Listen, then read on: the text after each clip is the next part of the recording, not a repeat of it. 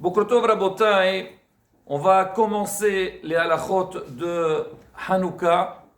Alors, Shulchan Aruch, il nous dit Sarich lihizaer me'od be'adlakat nerot Hanouka. L'homme, il doit faire très attention de bien accomplir cette mitzvah de Hanouka. Pourquoi? Qui est mitzvah haviva ad me'od. Parce que c'est une mitzvah qui est très chère. Qu'est-ce qu'il y a de spécial dans cette mitzvah? C'est que c'est une mitzvah, on va la faire les parsem. Donc pour publier donc les miracles qu'Akadosh Baruch Hu, il nous a fait dans le passé. Et donc de la même manière, comme on le dit, il nous fera aussi, à notre époque aussi, il nous fera beaucoup de miracles. Et Rabotai, si on réfléchit, aujourd'hui si on regarde les gens qu'on leur parle, dis-moi, qu'est-ce que tu as besoin? Et il nous dit, on a un problème de Imuna. Il y a un grand problème, c'est-à-dire les gens, ils sentent qu'ils ont des problèmes, mais ils savent que la source des problèmes, parce qu'on manque de Imuna, parce qu'on n'a pas la confiance totale en Hachem. Parce que, imagine, si on s'imagine, Rabotai, moi je me dis, tout ce que j'ai ou j'aurai, c'est Hachem qui me le donne.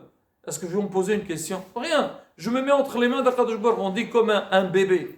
Un bébé, quand il est entre les bras de sa mère, est-ce qu'il va penser que Hasbe Shalom, il peut tomber ou il peut glisser? Pas du tout. Il sait que sa mère fera attention à lui jusqu'au bout. Au contraire, elle va lui faire du bien. Pareil aussi pour nous. Si on a cette idée en tête que tout ce qu'on a, c'est Hachem qui le donne, et Hachem cherche notre bien, donc notre émouna, elle se renforce, ben Hachem, il n'y a pas de problème. Maintenant, comment arriver à ça? Ça se travaille. Bien sûr, lire dans les Sfarim, écouter des Shaorim. Mais là, Rabotai, on a une mitzvah qui se présente, c'est allumer les bougies de Hanouka. Pourquoi j'allume? Parce que dans le passé, Hachem nous a fait des miracles, et Be'azrat Hachem, Hachem il continuera toujours à nous faire des miracles.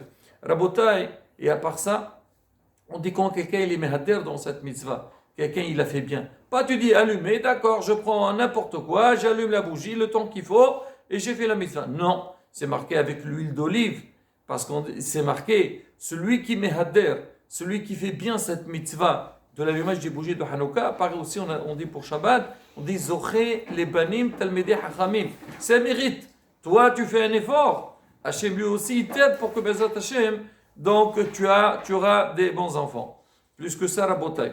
On dit leur allez non. Si quelqu'un, il est dans le besoin, il n'a pas les moyens, alors on dit Hani, Shaharuch Bifourash. Il dit Yimkor Kisoto, il doit vendre son habit pour avoir de l'argent, pour pouvoir acheter l'huile ou les bougies pour allumer donc la Hanoukia. Regardez Rabotai à tel point que la mitzvah est importante. Mais non, Amisraël Baruch Hashem, Baishanim, Rahmanim, Gomle Hasadim, jamais on doit laisser, si on sait que quelqu'un il est dans le besoin, il ne faut pas laisser quoi? Qu'est-ce qu'il va? Il va vendre son habit pour qu'il puisse faire la mitzvah. Non. Alors nous on doit veiller. Et c'est pour ça c'est marqué Hova al Gabba'e Tzdaqa. C'est une obligation sur les responsables communautaires de veiller et voir s'il y a des gens qui sont dans le besoin pour leur fournir ce qu'il faut pour la fête de Hanouka. On voit beaucoup ça à Pesach, les Raniens de Qimha et Pisha. Ça veut dire, on leur donne, à l'époque, on leur donnait la farine pour faire les matzot. Aujourd'hui, Baruch Hashem, il y a les paniers de Pesach. Il y a des gens qui vont pour le Shabbat. Là aussi, pareil, pour les bougies de Hanouka, c'est que si on sait qu'il y a des gens qui sont dans le besoin, il faut les aider, penser à eux. Et plus que ça, Rabotai, il y a des gens qui sont pauvres, c'est-à-dire financièrement, mais il y a des gens qui sont pauvres spirituellement. C'est-à-dire qu'ils ne savent pas. Et aujourd'hui, c'est une mitzvah. Hova, oui, si tu connais quelqu'un, que lui il est un peu loin de Torah et mitzvot, il n'est pas au courant de cette mitzvah, oui, tu l'appelles, tu lui offres, ça lui fait, même si tu dis ça coûte pas très très cher, mais le fait que tu as fait ce geste-là et tu lui as montré que cette mitzvah elle est importante, Rabotai, ça touche énormément et ça peut même allumer sa neshama. Il aura envie d'avancer dans Avodat Hashem.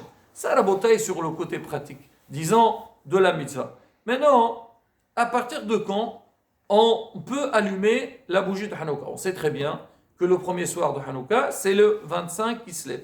Alors, Zmanah, 100 ans, c'est à partir de la sortie des étoiles. Alors, pourquoi? Parce qu'on dit, nous, notre but c'est quoi? C'est allumer des bougies. Et quand est-ce que les bougies, ils ont leur lumière, elle est visible et on la ressent? C'est la nuit. On dit une bougie dans la journée, à quoi elle sert? On a Baruch Hashem. il y a la lumière. Mais le soir, quand tu vas l'allumer, donc là, on va montrer donc sa présence, elle va mettre une place dans l'entourage dans lequel on se trouve. Maintenant, jusqu'à quand? C'est vrai, la Gemara, le rapport dans ma Masechet Shabbat, on dit, à partir de quand on allume, c'est quand les gens, ils finissent, à l'époque, pas comme aujourd'hui, les gens, ils travaillaient, quand le jour se lève, la journée commence, et on commence à travailler, le soleil se couche, ça y est, on arrête, on ferme tout, on rentre à la maison. Alors on dit, à partir du moment que les gens ils commencent à rentrer chez eux, et nous on veut publier le NES, à quoi ils vont passer? Ils vont voir, à côté des maisons, on allume des bougies, qu'est-ce qui se passe? Qu'est-ce qu'il y a? Ah oui, il y a la mitzvah de Hanouka. Qu'est-ce qu'il y a à Hanouka? Il y a eu des nissim dans le passé. Alors jusqu'à quand sa vraie mitzvah? On dit jusqu'à qu'il n'y a plus de passage à l'extérieur. Alors parce que maintenant tu vas allumer, à qui tu vas faire le NES? Il n'y a plus personne. Alors c'est ça sa vraie mitzvah. Maintenant nous aussi aujourd'hui, mais Rabotai, aujourd'hui ça a changé parce que à la base quand on avait dit cette mitzvah elle a ce temps-là, une demi-heure, parce qu'à l'époque seulement il y a une petite demi-heure où les gens sont à l'extérieur. Mais aujourd'hui les gens ils sont jusqu'au petit matin.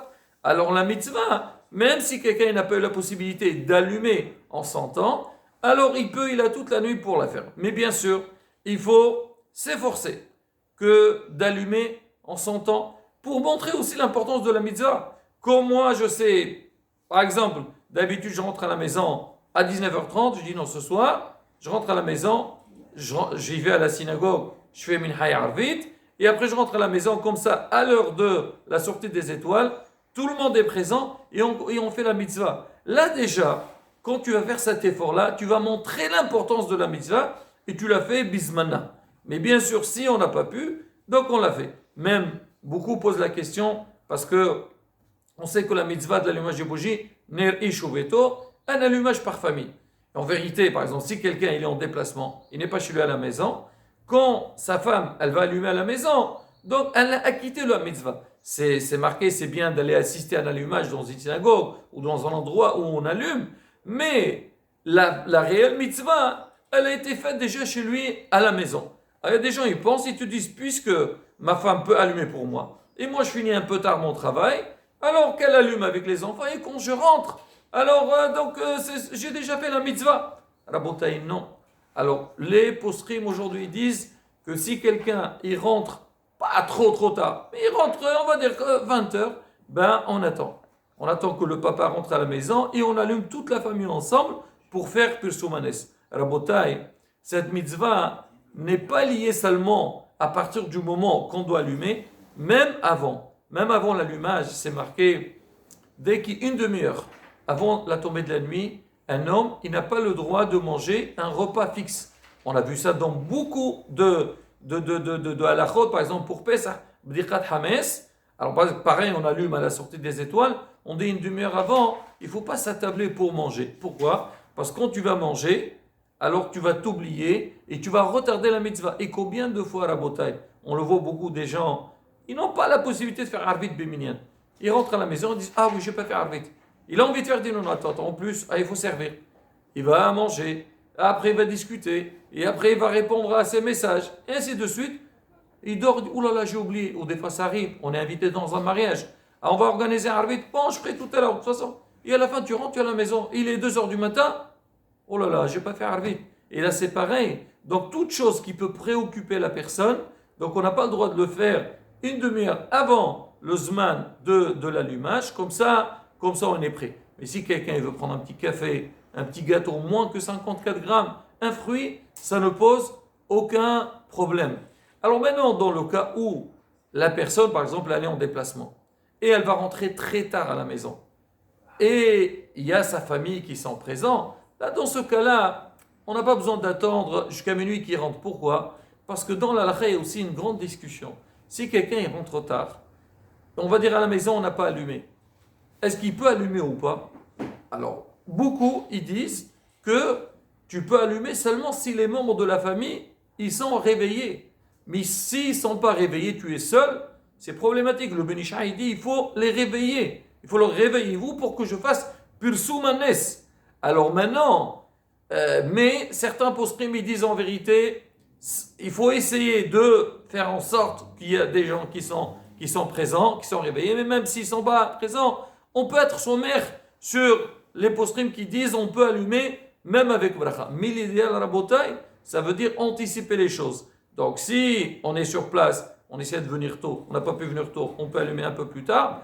Si maintenant on sait qu'on va rentrer très très tard, alors c'est pas grave, on demande à la femme et les enfants qu'ils allument, et donc ils nous acquittent. Maintenant toi, tu as envie de sentir cette fête de Hanouka, bah tu allumes à nouveau, mais sans bracha. Voilà Rabotai, on a fait surtout dans quelques fois par rapport au Zman, au moment de l'allumage des bougies de Hanouka. Be'ezrat Hashem, demain on fera un cours, on fera une vraie démonstration. Comment on allume, les mesures, où placer la Hanoukia. Comme ça, Be'ezrat Hashem, on a une idée claire sur cette mitzvah pour la faire correctement. Be'ezrat Hashem. Heskou Yemso.